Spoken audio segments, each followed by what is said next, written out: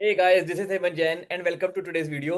So यार I know काफ़ी time बाद वीडियो आ रही है एंड आई नो ये डायलॉग मैं काफ़ी बार मारता हूँ बट कुछ नहीं कर सकते यार, लाइफ थोड़ी बिजी रहती है. Still I try my best to add as much value as possible to your life. तो इस वीडियो में यार सेबी रेगुलेशन पे थोड़ी सी डिस्कशन करनी है कि मैं क्या चीज़ें शेयर कर सकता हूँ और क्या चीज़ें मैं शेयर नहीं कर सकता, जितनी मुझे जैसे जैसे सेबी रेगुलेशन की क्लैरिटी हो रही है. तो यार जैसा आपको, अगर आप फॉलो करते हो सेबी के rules and regulation and rate जिस चीज़ पे पड़ रही है, तो अब्दुल साटे पे रिसेंटली 600 करोड़ रुपए का पेनल्टी वगैरह लगाई गई है. बाप ऑफ चार्ट पे 17-18 करोड़ की लगाई गई थी, उसके घर को बेचने की बात की जा रही है. खैर बाप ऑफ चार्ट बहुत प्योर स्कैमर. अब्दुल साटे भी खैर बच्चे 10-10 साल के बच्चों से ट्रेडिंग कराता था, तो टेक्निकली स्कैमर ही था वो. बट पॉइंट ये है यार कि जो एलिगेशंस लगे हैं, वो एलिगेशंस बड़े स्कैम के नहीं लगे हैं.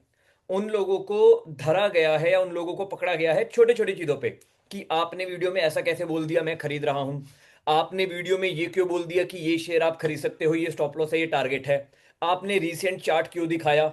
इस तरीके के एलिगेशंस है. तो अब introspecting over my past 3-4 years journey, I realise यार ये तो मैं भी करता हूँ यूट्यूब में. मतलब यूट्यूब में ये तो मैं बोलता ही हूँ ना कि ये शेयर मैंने भारी मात्रा में खरीद रखा है, या इस शेयर को हम बाय कर सकते हैं बेस्ड ऑन दिस स्ट्रेटेजी, या एनवेलप पे नीचे आ गया है ऊपर जाएगा. इस तरीके की बातें कहीं ना कहीं मैं भी करता हूँ. एंड मुझे पता है आप में से बहुत सारे are my lovely well wishers and I really respect you for that. लेकिन यार I have to safeguard myself. मतलब मैं दो तीन चीजें जो आगे से यूट्यूब चैनल पे नहीं करने वाला हूँ, दैट इज मैं बाय और सेल वर्ड यूज नहीं करने वाला हूँ. आपको मेरा ट्रेडिंग स्टाइल पता है, कोई भी ग्रेट कंपनी सस्ती है, मैं अपने रूल्स के अकॉर्डिंग खरीदता हूँ, अपने रूल्स के अकॉर्डिंग बेचता हूँ. ये आपको खुद कॉमन सेंस का इस्तेमाल करना है कि हाँ, सर ने डिस्कस की है, कंपनी सस्ती है तो शायद खरीदने की बात हो रही होगी. मैं बाय और सेल वर्ड यूज नहीं करने वाला हूँ. मैं लेवल नहीं देने वाला हूँ कि इस लेवल से नीचे बाय, उस लेवल से ऊपर सेल, दिस दैट. ये सब नहीं देने वाला हूँ. मैंने दो स्ट्रेटेजी यूट्यूब पे लाइव सिखाई हैं, एनवेलप एंड एसएनआर. दोबारा से मैं उन स्ट्रेटेजीज की वीडियो बना दूंगा आपके लिए, ताकि आपके पास रहे कि हाँ, ये दो स्ट्रेटेजीज तो हम किसी भी स्टॉक में अप्लाई कर सकते हैं एंड एक अच्छा खासा पैसा हम इन दो स्ट्रेटेजीज से भी बना सकते हैं. बाकी 11 मेरी जो अदर एडवांस स्ट्रेटेजीज हैं वो पेड हैं. एंड या तो जितनी भी कमिंग फॉरवर्ड वीडियोस जो आने वाली हैं, उनमें जो भी चार्ट मैं आपके साथ शेयर करूंगा, that chart is going to be 3 month back chart. वो 3 मंथ का बैक चार्ट होगा. अब उस 3 मंथ के बैक चार्ट पे जो भी मैं एनालिसिस कर रहा हूँ, उसके बेसिस पे आप दो कंक्लूजन निकाल सकते हो. या तो स्टॉक टारगेट पे जा चुका है, या स्टॉक टारगेट पे नहीं गया है. अगर नहीं गया है मतलब जा सकता है, लेना है लो, नहीं लेना मतलब वो आपकी मर्जी है. नीचे गिरने पे अगर डर लगता है तो डरते रहो, पैसा नहीं बनने वाला. ग्रेट कंपनी को नीचे लेके टिक के बैठ के ही बड़ा पैसा मार्केट में बनता है. तो अगर स्टॉक टारगेट पे जा चुका है तो लर्निंग लो कि हाँ यार टारगेट अचीव हुआ है, गुड एनालिसिस. अगर स्टॉक टारगेट पे नहीं गया है तो समझो कि टारगेट पे जाएगा, वेट करना पड़ेगा. अब क्वेश्चन मार्क यहाँ पे जो स्टूडेंट्स के आते हैं, सर 3 महीने से तो टारगेट पे नहीं गया, क्या अब जाएगा? जाएगा. चीजें ऐसी वर्क करती हैं, आपको ये समझना पड़ेगा दैट मार्केट की साइकिल 1-2 हफ्ते की नहीं होती है, सालों की होती है. कई बार स्टॉक 1-1 2-2 साल तक नीचे रहते हैं, उसके बाद 1-1 2 साल तक घोड़ा बन के भागते रहते हैं स्टॉक. तो हमें ग्रेट कंपनीज को डाउन ट्रेंड भी वर्ड यूज नहीं करूंगा मैं, नीचे के रेटों पे लेना है. उसके बाद वो और नीचे जाएगा या नहीं जाएगा वो एक अलग चीज है, वो हमारे हाथ में है ही नहीं. और नीचे जाता है तो मेरे पास A B C D averaging and other strategies है जिनका मैं यूज करता हूं. और अगर डायरेक्टली टारगेट पे चले जाता है तो बहुत ही अच्छी बात है. तो बस यही मेरे को आपको एडवाइस करनी थी, यही मेरे को आपको गाइड करना था कि going forward what you can expect on this channel. अगर आप में से कोई भी ये एक्सपेक्ट कर रहे हैं कि हाँ हाँ टिप मिलने वाली है, हाँ हाँ सर तो यही स्टॉक बताएंगे जो हम कल खरीद सकते हैं, तो आप अभी सब्सक्राइब अनसब्सक्राइब कर सकते हो, कोई दिक्कत नहीं है. मैं अपनी तरफ से आपके साथ best value and best knowledge share करने वाला हूँ, specially on the great value by stocks. मैं टाइम टू टाइम वो स्टॉक्स भी डिस्कस करते रहूंगा जो टारगेट अचीव कर चुके हैं, ताकि आपको बेचना है तो आप बेच सको. बट अगेन, टारगेट हिट करने के बाद भी स्टॉक और ऊपर जा सकते हैं. जैसे बजाज फाइनेंस क्लासिक एग्जांपल, 8,500 के अराउंड मेरा टारगेट था, ऑल टाइम हाई पे टारगेट हिट किया, मैंने बेचा, उसके बाद 10,000 तक गया है. तो बेचने के बाद स्टॉक और ऊपर जा सकते हैं. अगर आपका ये कमेंट करने का मन कर रहा है कि तुम्हारा टारगेट हिट होने के बाद स्टॉक 15% ऊपर गया है, क्या करें, तो मतलब आप कुछ सीख नहीं रहे हो. खैर, आंसर इस कोई बात नहीं, जाने दो. जो स्टॉक मोमेंटम में भाग रहे होते हैं, those are like chingming chang for my strategy, Chinese language है. मैं उस जोन में काम नहीं करता. My strategies are very simple and very easy to understand even for a kid.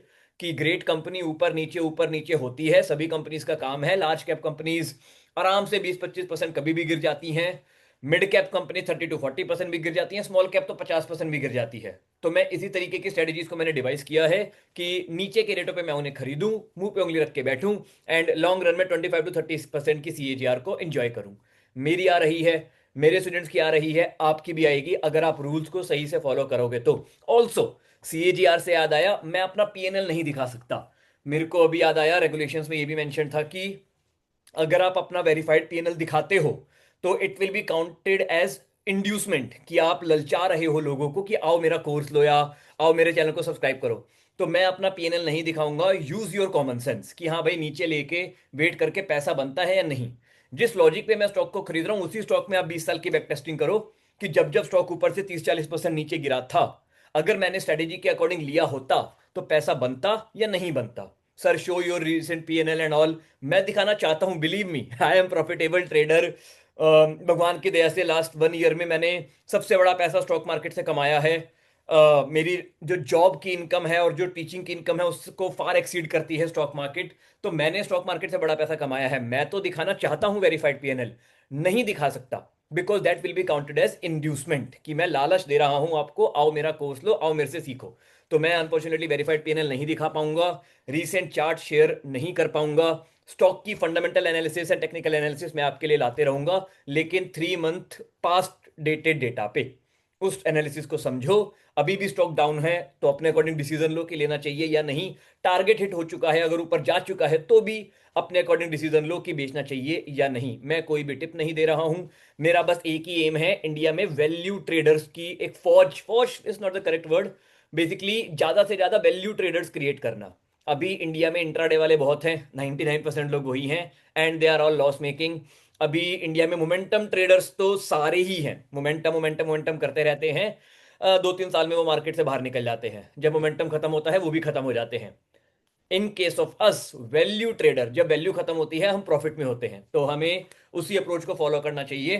तो I am a value trader and मैं चाहूंगा आप भी वैल्यू ट्रेडिंग के प्रिंसिपल्स को फॉलो करो, जिन चीजों को फॉलो करके वॉरेन बफे, राकेश झुंझुनवाला जी, चार्ली मंगर, ऐसे बड़े बड़े लोग बहुत सक्सेसफुल और बहुत बड़ा पैसा उन्होंने कमाया है।